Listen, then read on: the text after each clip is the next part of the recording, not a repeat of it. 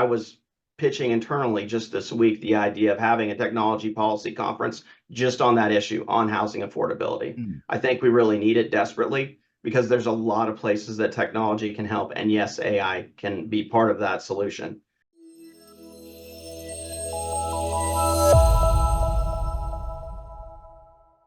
Hi, Adam Gower here, founder of gowercrowd.com and host of the Easy Win AI Real Estate Show on YouTube and good podcasts everywhere. Welcome to today's episode. My guest today is Chris Christensen, who is the National Association of Realtors Director of Technology Policy. And he has some very deep insights into what's going on on the Hill there in Washington, and how AI is being handled and addressed at that level in relation to what they are doing at the NAR, but also on broader policy levels. Very interesting conversation. He also shares with us some practical applications, not just on the policy level, of how AI is being used by his members. And towards the end of our conversation, shares a very, very cool, easy win for you that I am not going to, spoiler. I'm not going to give you a spoiler on that. It's really cool. It is related to something that came out only 6 days ago. By the time you are hearing this, 6 days ago will be a few weeks ago. Nevertheless, it is available. I'll put it on the podcast page. Make sure you take a look at it. It is eye-opening. Right, something that you can do very quickly. What's cool actually is you can even ask ChatGPT to analyze or abbreviate and summarize what he suggests you look at for you, so you can do it very quickly and effectively. All right, if you have not already signed up to our newsletter at easywin.ai, please go ahead and do that. It does supplement this podcast series and includes a lot more details that are easy to consume for you very quickly and give you easy wins, right? Just incremental ideas and tools that you can use, or use cases that you can use on a regular basis that will move you along in your understanding and appreciation of the power of AI on the real estate industry and how it's really changing the world. All right, enough of that. Chris Christensen, NAR Director of Technology Policy, coming right up. Chris, what a pleasure meeting you. Thanks so much for joining me all the way from sunny Washington, D.C., as you are. I read an article.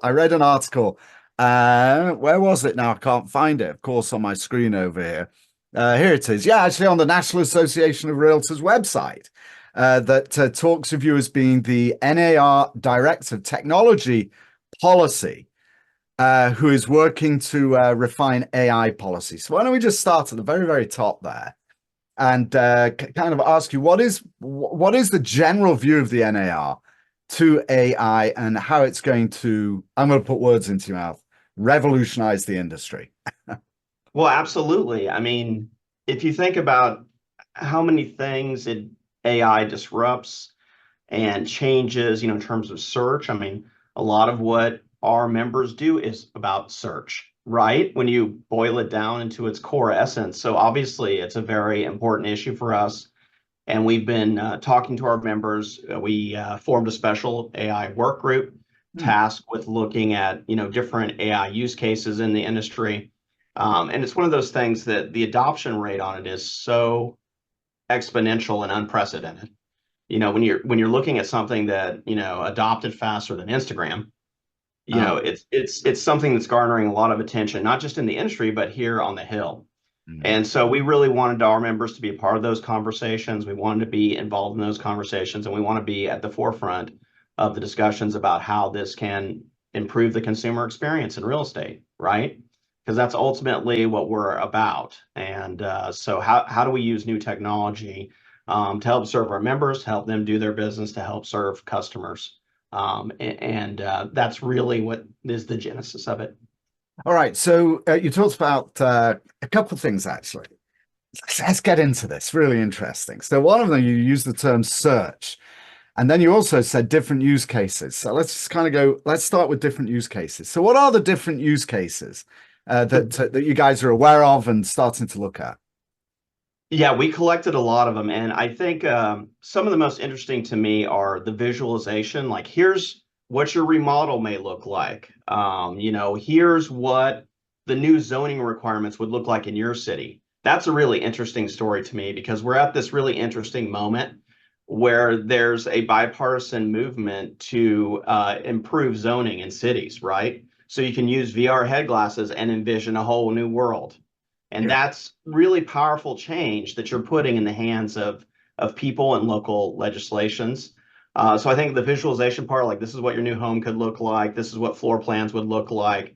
I think that's very interesting. I think, your area of expertise, I can't lecture you on this, but lead acquisition, and how you engage with consumers and how, you get resources to them, how you drive them to consent, how you drive them to representation agreements, electronically, and a lot of that initial talk through that can be managed, with AI components, or it can enhance your existing online sales model. If you have an online sales model like you do, again, don't want to lecture the expert here, but No, no, go one of the ahead. cool things to me about AI is that it makes sense out of digital advertising in a very real way for you and makes it available to a lot and accessible to a lot more people, right?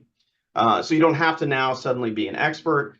You can be working on a lot of fronts now and really garner a lot higher ROI. We had a speaker at Mm. our recent RLM conference who said she's getting 238% more revenue because of her implementation of AI, right, in her business process, and how she's using it with her online brand to increase, her customer base, if you will. So, That's fascinating. How's she doing that? Do you remember? oh yeah, absolutely. I don't want to steal her thunder. She's really amazing, speaker, and I can get you in contact with her. I would love to talk But to her. Yeah. yeah, you should definitely talk to her. She's a pretty amazing person. All right. But she's really creating content. Instagram, I think, is one of her main channels. So I think, everyone has kind of a favorite channel, like a YouTube or whatever, and whatever favorite channel you're creating content on.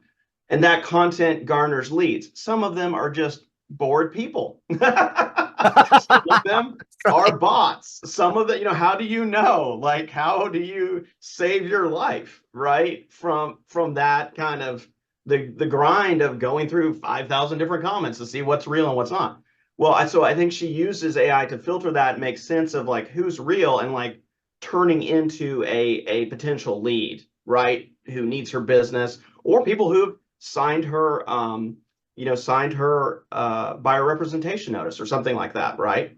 So I think what's interesting and novel about what she's doing is she's driving people very simply, through her content generation and through AI to online documents to sign and garner business, right? So, if you have a signed agreement to do business, or like in your world, if you have a signed investor prospectus, or, whatever the analogy is, ultimately, a lot of us are using the internet to do that, to ultimately drive to a deal. So if you can have the transaction management lined up in your process to maximize AI and maximize technology, then there's a lot less burden on you. You're not, the old model that I grew up in the industry with, like hitting the phones, 5 phone calls a day, right? That's if you want to really build your business, it's 5 phone calls a day, five this, five whatever, Right. 5 lunches and five whatever. Um, Now you can have the AI doing that for you, doing your five, right? So that you're freed up to do what you're doing, which is create better, more creative content. And then all of the administrative side is managed through the AI, and all the, getting things, signed, filed, or whatever, so that you're freed up to do more of the heavy lifting about like, what's the real hard negotiation in this deal? What's the this? And then leave the administrative tasks on AI, right? Like I have a law partner friend here, big firm, who says that their testing of AI says it's at a first year associate level. That's pretty interesting to me as a lawyer. Like, okay, first year level associates. What happens then if a large firm like that implements AI? Yeah. That's the on-ramp to, to your legal career. But at the same time, it's also, an opportunity that like maybe people and first year associates don't do administrative tasks their first year. They look at the AI and enhance it and make it a better, whatever the work product is, a better work product. So they get a more enjoyable career path. They're starting off working on more of the brain surgery stuff and less of the mundane efforts of drafting a pleading. That's really interesting. Yeah, I mean that again, that we could go down that incredibly interesting rabbit hole, right? That the idea that now you need far fewer first year associates, but those first year associates are doing vastly more work and becoming significantly more skilled a lot faster, potentially. And over Well, yeah, time, maybe end up with, one lawyer managing 200 clients instead of just, I don't know how many. I mean, I'm guessing numbers, well, but yeah, that's how I like to think of the future. Is mm, like, how does this free us up to do more enjoyable work, and build our careers around more enjoyable work. And I think that's the interesting thing about AI is like there's people who are very big on it, and then there's people who are like, well, wait a second, what happens if the world falls apart? And so I think that between that is the reality. It's like, right. yeah, there's going to be some bad news. There's going to be some great news. So I think the point is that's just like life. You've got to jump in, you've got to do it, you've got to learn about it, and then you know where the guardrails are. And that's what's kind of interesting about the policy discussion here is like, well, we don't want to destroy it, but we see there's, bias potential, there's copyright potential issues. We see all this, but we don't want to destroy it. So it kind of creates an interesting policy paralysis, And so I think what we did with our approach to it from a policy perspective is, hey, here's some overarching things that we want that are matter to us. And I love this about AI, but it's almost like a mirror that reflects humanity's own interests back at itself. Like, what are you really interested in? Well, I'm interested in, preventing bias. What do you really, and so people are coming out with their issues. I really care about content creators and their ability to own their own work. So those kinds of debates are happening. And so it's a very interesting space if you want to learn a lot about it, a lot of different areas, right? Because it affects almost every area I can think of from a policy perspective.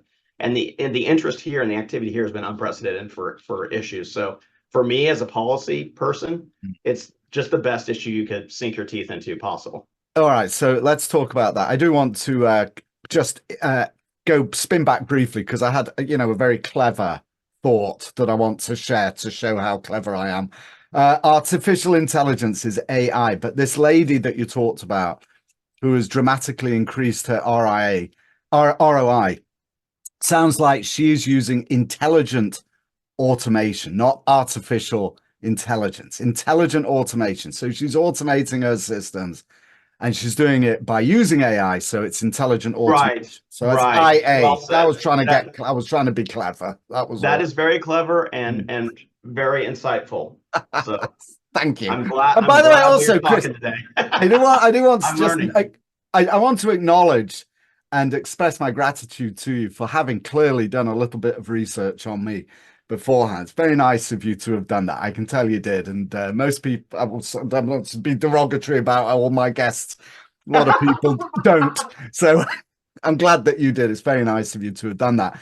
So the other question I was going to ask was, I was actually going to ask, so is yours more on a practical application of AI position, or is it more policy? And it's clearly a policy. It sounds like you're really My on the my policy position side. my position is policy, but it all kind of bleeds into one in a sense when you have approaching 1.6 million members and you're serving those members, then yes, there's a policy and the Hill aspect, but there's also the practical aspect that we have on the membership interfacing side of us, which Mm, is like, how do we prepare folks for the future? How do we engage our members on this topic? How can we help them lead, in their communities? So the cool mm, thing about my job is it sits half on, new technology and kind of talking with the leading technology companies of the world, and then half on the Hill, right? So mm, I can have those conversations on the Hill, but I can also have the conversations about how are we going to have implement this internally? what are the wins for our members? What do we automate first, right? And luckily I'm on the internal team to talk about AI and how that rolls out here and what that looks like. Because you can imagine serving 1.6 million members, that's a wonderful use case for AI. It certainly is. And of course now, Right. so how are you prioritizing the rollout, if you want to call it that way? So if you're talking about bringing AI or helping your members adopt AI and adopt solutions, etc., how are you like what's your process for deciding we're going to start with this? Like, for example, you mentioned a Yeah. couple of things Yeah. when we started, a visualization tool you wrote, you put on a Right. set of goggles. That's a long way off, right? So, It's happening today. We have risk media articles on it I can send to you.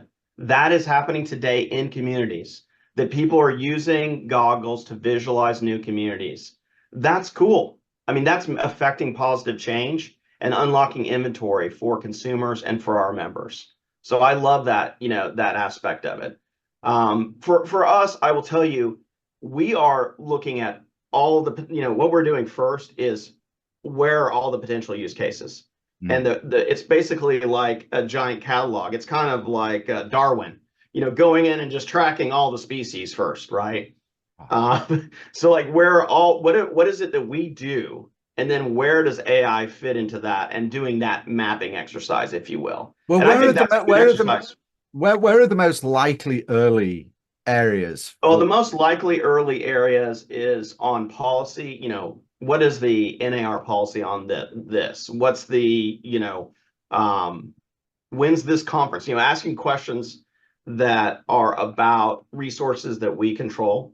So, one of my friends is in the mortgage business and he's built an AI tool that tells them all the underwriting guidelines internally. So it's an internal tool to anyone in the company can look up underwriting guidelines and know whether someone's qualified or what, or, if this is a condo deal or what have you. So I think those use cases are happening first because they're not consumer facing, right? And so you don't have the same like legal risk lens that you're looking at things. So resources where you own the data, you own the documents, and you own the data. So it's a matter of making that information in a more accessible form to our members. So I think that's kind of the first use case that people have talked about doing. And The how are other, you setting about doing that? Sorry, I shouldn't have interrupted you. oh yeah, no worries, no worries. How are you setting Um, about doing that? So this is basically the NAR knowledge base. You're figuring out a way of making right. that more accessible. So do you know what the actual process is for making that more accessible using AI to members?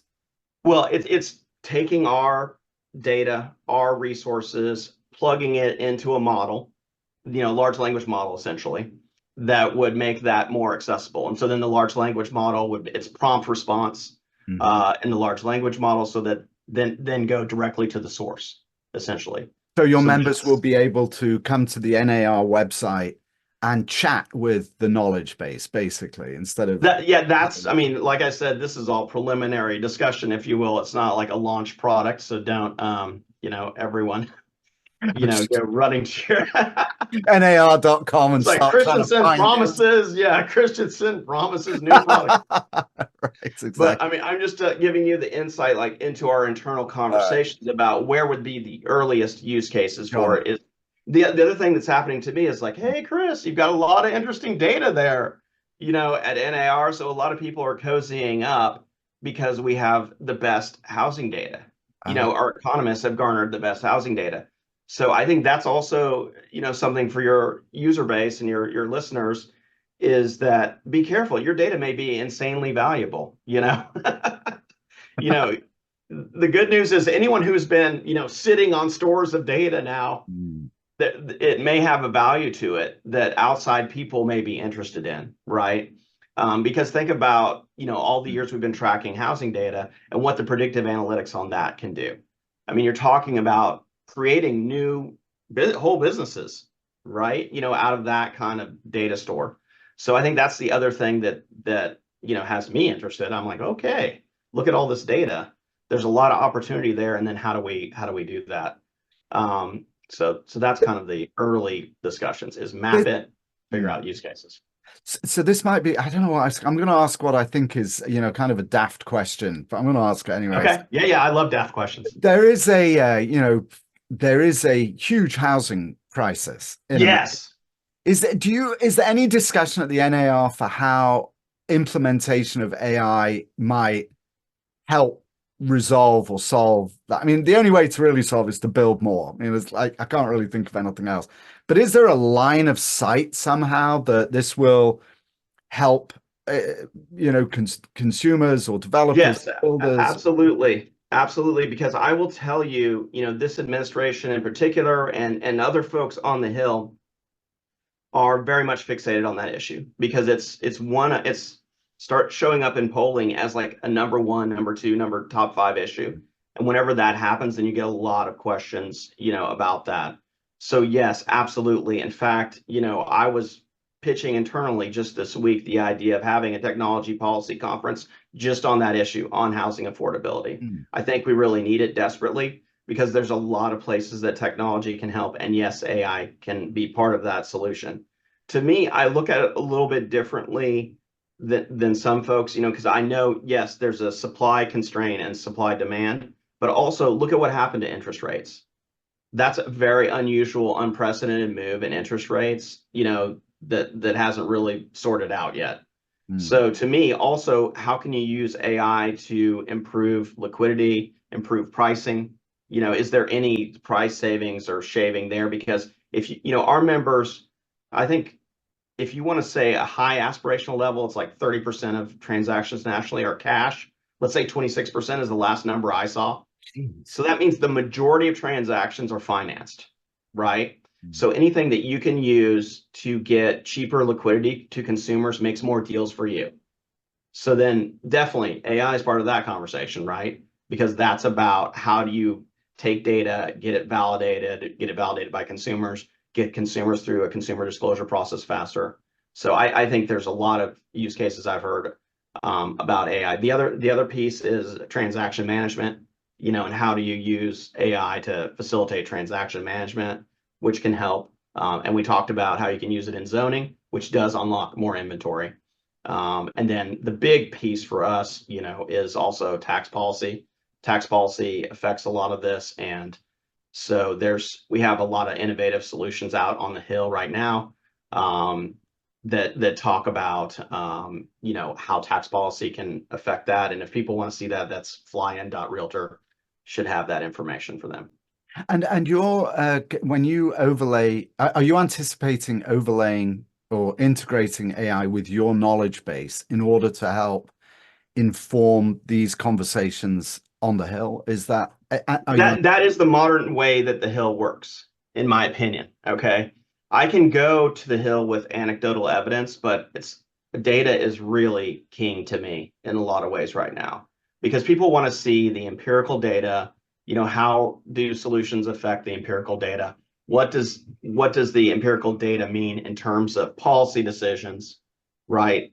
So I think what I've been focused on, in my work for our members is how do we show this and demonstrate wins to people? Like let's wire everything together for folks and show them what's really working, whether it's zoning in our communities or whatever is really working and resonating with folks. Let's do that, right? And then show them this results.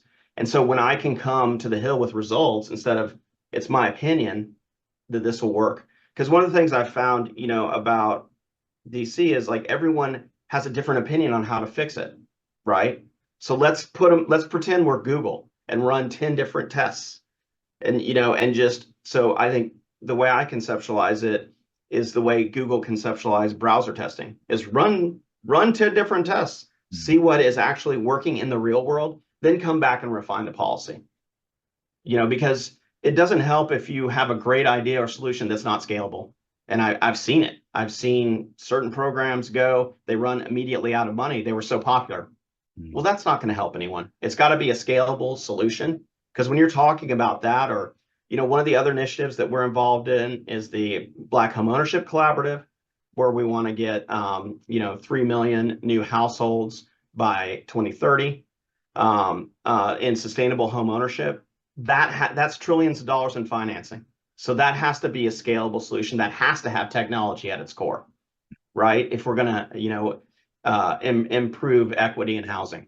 Yeah, that's really interesting because it actually dovetails into or tees up my next question. And that is, to what extent, as a policymaker or advisor, are you looking at privacy concerns and bias and other issues that could emerge from the use of AI on the data that you have? How is that being addressed?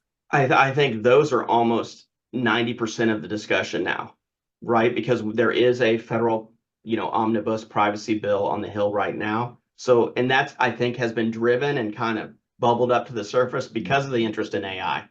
Because a lot of people are like, wait a second, we're going to wait. We're going to figure out privacy first. We're going to figure out copyright first, and then we'll get to AI. There's this kind of concept about that, right? But AI is the shiny toy that kind of surfaces a lot of other issues. And so, it's almost like if I was a smart, member on the Hill, I would almost create an omnibus bill out of all the hot button issues, all the fixes. Like, let's fix the equity issue and let's beef up the Fair, Housing Act or whatever. Let's, go through all these issues, have essentially a congressional Congress of like, now we know the world has changed because AI exists. So now how would we redraw all of our laws given we know the world has changed? It's that fundamental a shift in my mind. Yeah, gosh, that's such a big so actually I was about to ask you, so how long is it going to take? Because AI, we could talk about AI today, next month. Anything we talk about is already out of date. And you're Absolutely. talking about policy shifts Right. in Congress. That could Right. take multiple administrations before that actually Absolutely. happens. So Absolutely. Yeah. how does the NAR as an organization dealing with the sloth of Congress and the way it moves, it's the wrong word, Well, but the pace at which it moves versus the pace at which the technology is actually changing and developing. I mean, look at the TikTok bill. That went very, very fast. Hmm. So there is, interestingly enough, there is a bipartisan effort on the Hill right now.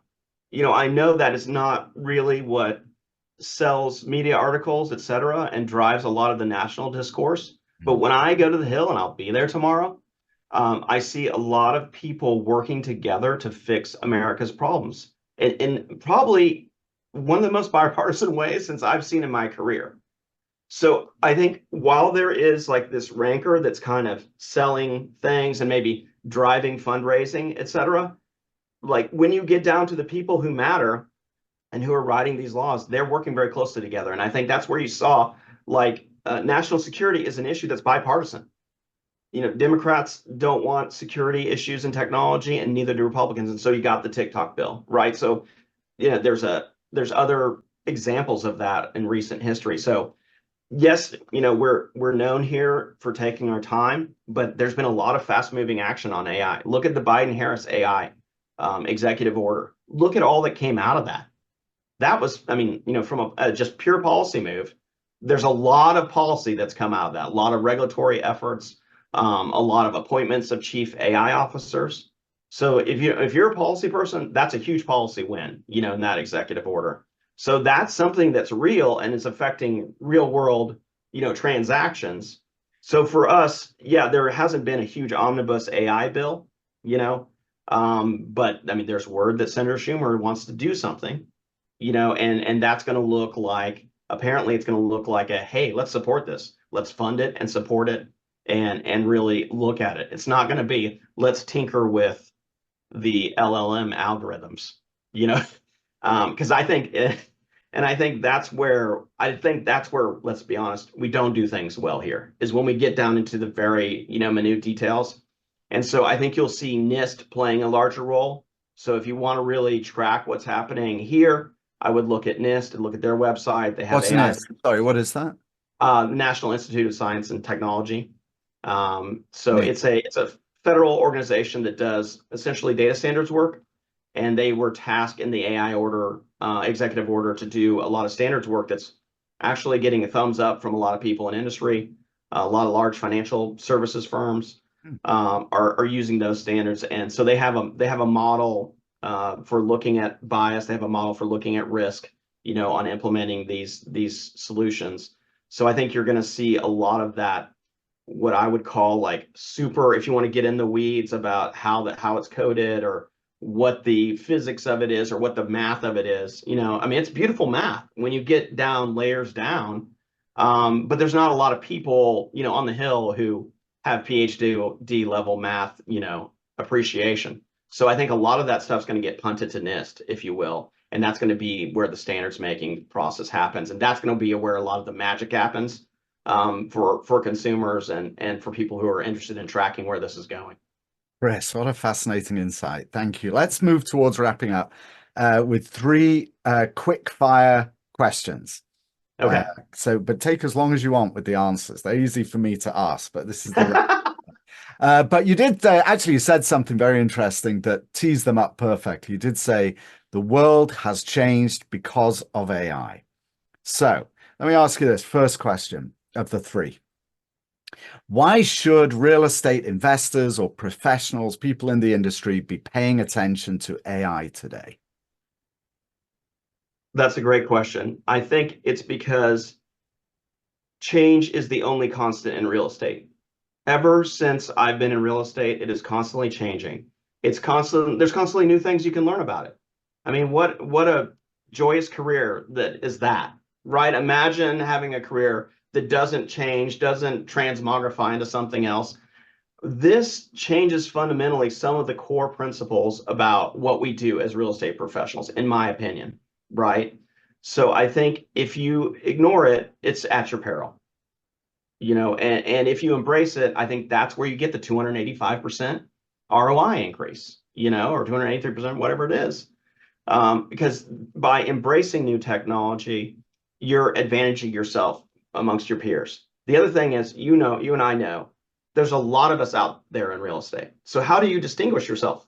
How do you stand out from 1,000,006 NAR realtors out there pounding the street? How are you going to stand out? And a lot of people, as we know, don't. They either leave the industry or what have you, or find other places in the industry. So if you want to stand out, you want to differentiate yourself, which I believe is a huge thing in business, is differentiating yourself, amongst your competition. This is a relatively easy, inexpensive way to do it. A lot of the solutions I've seen, they're not that expensive. Here you are, you're YouTube. I watched some of your videos for free. So, it's not like some of the entrance fees on these easy wins is not that high. So it's not a huge cost of capital that you have to invest to differentiate yourself. Well, that's great. And that could be a big deal. That could be a big deal for you winning that next client or winning that next deal. Or if you have a sophisticated deal, like I know, in your world, in the commercial world, there's sophisticated deals. That's a lot of data, a lot of thought goes into it, a lot of, research. What if you speed up that cycle time? And then you're to listing faster than your competitors, or you're to purchase faster than competitors, because all that data is summarized, available for investors, for whoever. But you're using a methodology that takes the due diligence time from 1 year into 5 minutes, right? What does that do? If you're decreasing the cycle time like that, as you and I know, like that's more deals, because it's about decreasing the cycle time. Okay. Yes. So, you say you watch the YouTube videos for free. That's an eternal problem. And one of the reasons. Oh, sorry about that. That's one of the reasons why children never have meat for dinner. I'm part of the problem, aren't I? All right. Second question, Chris.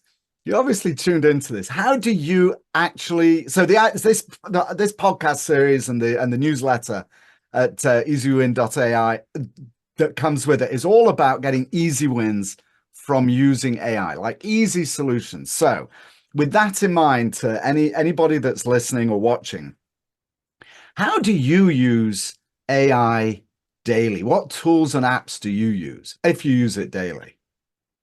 Yes. Okay, that's a great question. I use it for note taking, for CRM, for presentations, for writings. A lot of times I have to do white papers, etc. I used it with our members. At one point in time, our members, we were collating ideas about AI. I threw it into Gemini. I threw that whole thing into Gemini, came out with headings, because everyone's like, yeah, this would be great if it had headings. Threw it in, it had headings. So I use it, and I think that's a great way to use it, is to delight whoever you're working with. because I think right now it's still a delight. It's still magic to a lot of folks.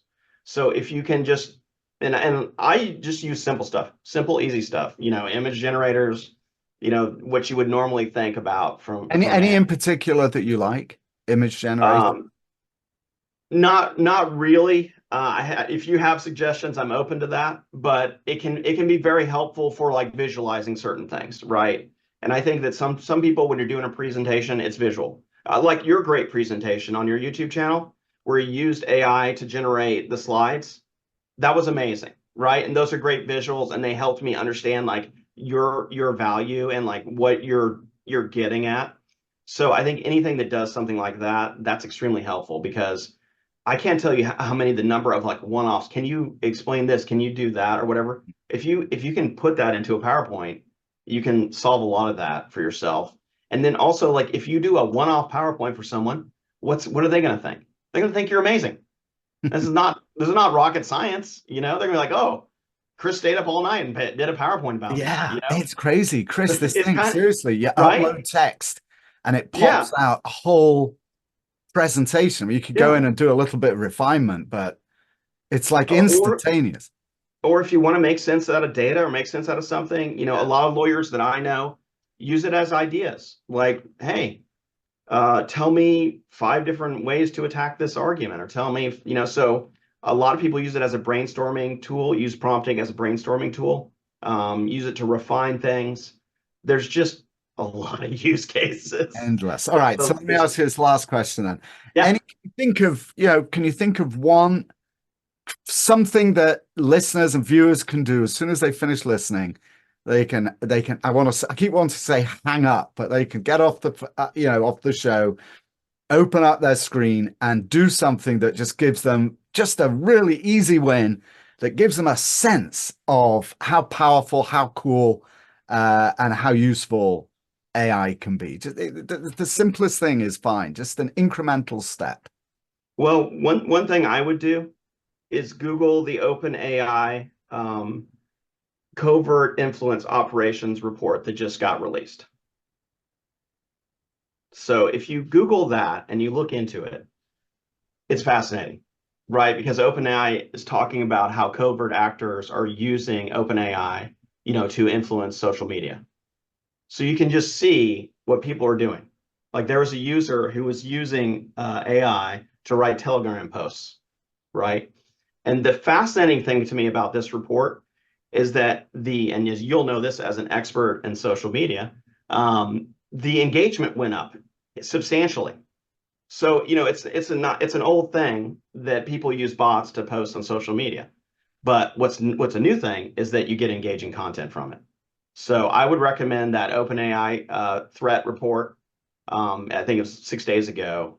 That is great reading. I didn't like it because they were pretending to be from Texas, and I'm from Texas. And Oh, I some see. The some bad of the guys that Russian pretend. How do you know they're not from some Texas? some of the Russian scammers were pretending to be from Texas, and I didn't really like that. I was like, creating angry Texan memes. I see. But I think that will show you the power of it. If foreign governments are using it, then you should be too. You know. That was Chris Christensen. Christensen, is that how your Yeah, name's pronounced? Christensen. Chris Christensen, NAR Director of Technology Policy. An enormous pleasure. Thank you so much for joining me today. enjoyed it. Right, that was Chris Christensen, who is NAR Director of Technology Policy. Chris, thanks so much for suggesting I read that paper. Oh my goodness me. I mean, just the very name of that thing. You rattled it off. But AI and covert influence operations latest trends. Oh my goodness, that's intense to be seeing that. But you're quite right. The very fact that AI can help bad actors do such a good job of communicating and riling people up is a very frightening thing. If only we could learn the same techniques in order to do our jobs better, we'd all be in a better place. So there is the good and the bad of it all, isn't there? Thank you for joining me. I really enjoyed meeting you, and I look forward to staying in touch. And thank you also, dear viewers, for joining me today. Chris was very interesting. These ideas that being floated and developed in Washington are going to change our world. Simple as that. And it's going to happen very, very quickly. So I'm glad you were here to listen to Chris talking about what he's doing there with the NAR on the Hill. That's it for this week. Thanks for, gotta say it. If you've not already subscribed, please do go to easywin.ai. Sign up to our newsletter. It's free and it is a supplement to this podcast series and guaranteed to give you some easy wins every time you get one of those newsletters. All right, that's it. Thanks again for joining me. And that's it for this episode. Until next time, this is Adam Gower signing off.